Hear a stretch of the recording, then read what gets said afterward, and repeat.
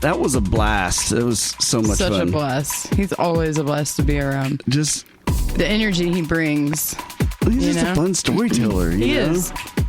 And I never know what's going to come out of that mouth. But it's always interesting. And that's part of why, because I never know what's coming. But he's so like... And it's always animated too. He is not a shallow of mind person. Yeah. Like he's got a lot of depth, he's got a lot of experiences, and he's very good at conveying those things with color. Yeah. Lots of color. And you're exactly right. I mean, he's just one of those dudes that has been in a lot of different situations. I mean, just good and bad. Yeah. So he's got a story for everything.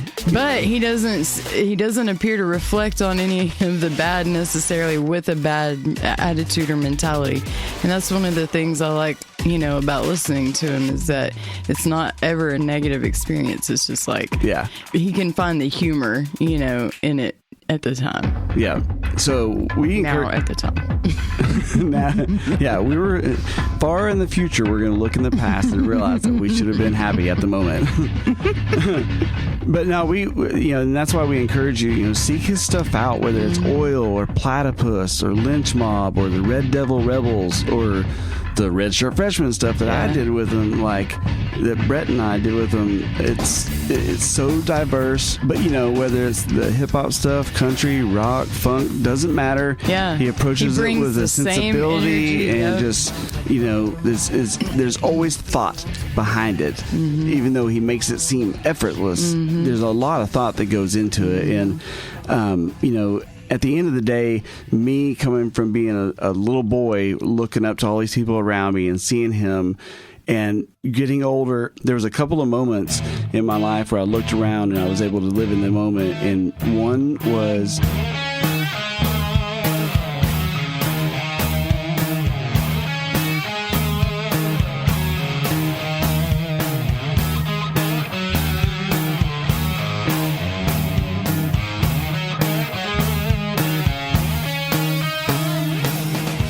whenever I was playing in the Dope Brothers and Livewire and getting to play with Jesse and John and Brett and experiencing Bill, all of those dynamics, being like, this is what I wanted when I was a kid. I just wanted to play with them. It's all I wanted to do, and now here I am. I'm playing with them. It was like your kid dream. Yeah. But Kirk wasn't involved in those times, and then later to be able to, when I remember just sitting in Brett's house writing songs for Red Shirt Freshman and thinking, because I remember when I first reconnected with Kirk when we got older and I heard his stuff, I thought, well, he's never going to want to write something with me. I'm a little kid, and for him to enjoy doing it and approach it in that way, it made me feel accomplished as a songwriter as well. To like, he approached it like you were an equal, Yeah, just like when I was a little kid. Yeah, exactly.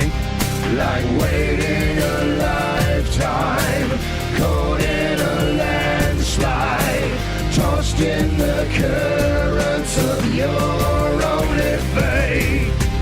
Like running a foot race, like climbing a staircase, being consumed by eternal restraint.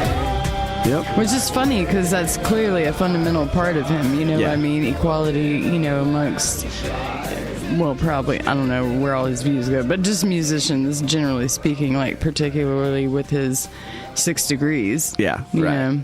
Totally. A mutual respect that I don't feel like I see near enough. Yeah. Openly anyway, amongst musicians. Yep. Even he doesn't feel competitive. Like he's there for the experience and for the, just the good time, the creative endeavors and.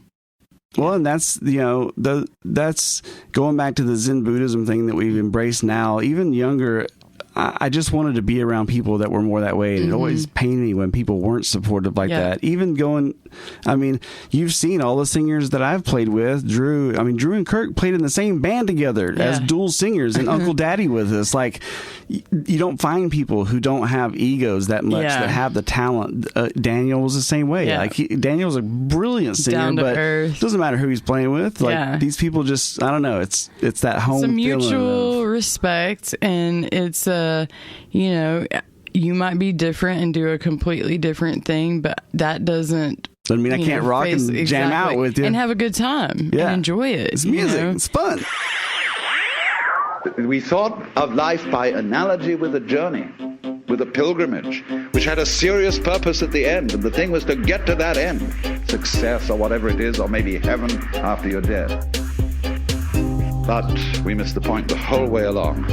It was a musical thing, and you were supposed to sing or to dance while the music was being played. And appreciate it. Yeah. For what it is. You might be singing about crying and heartbreak, but this is fun, man. This is awesome. We're going to put all of our energy in it. Yeah. Well, and, you know, that's what he does. He makes people around him better. So, hit him up. If you're looking to write songs, I encourage you, reach out to him. He'd probably want to write something with you. I mean, he's just that kind of person. So we've really enjoyed digging into not only kind of our relationship with him, but just, you know, that's what's fun about this podcast. Is learning about, you know, someone's endeavors, creative approach, and just overall, you know, experience. Yeah. That's what we're about, you know, the vibration, the experience, the learning, the curiosity. And yeah. he's like, he encompasses all of those things. Yeah. And embodies it. Yeah, exactly. Yeah. So for Boombox Music Talk, I'm Mark. And I'm Krish. And we're here to make things not a lot better, but a little bit better.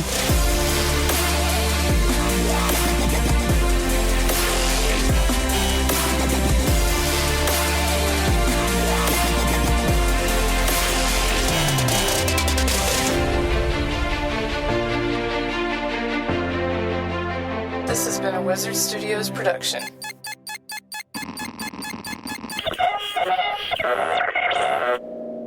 Research shows that adopting an attitude of gratitude, simply expressing appreciation and being more thankful, can measurably improve your overall well-being.